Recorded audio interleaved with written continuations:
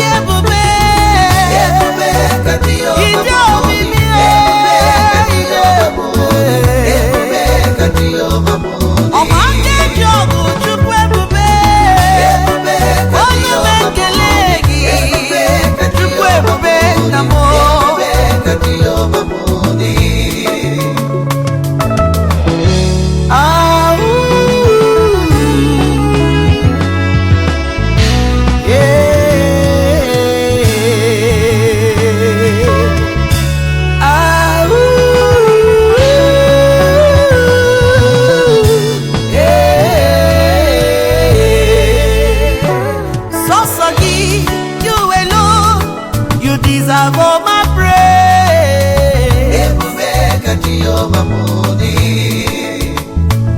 You are bigger than what people call you. Ikariri aisinibu.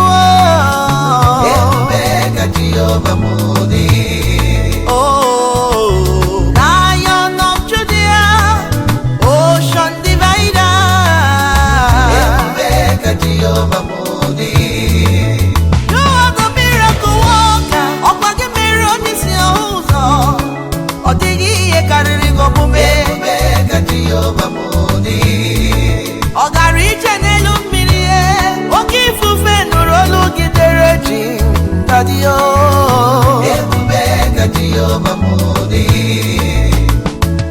What a wonderful God, what a miracle God, you seated above all the universe.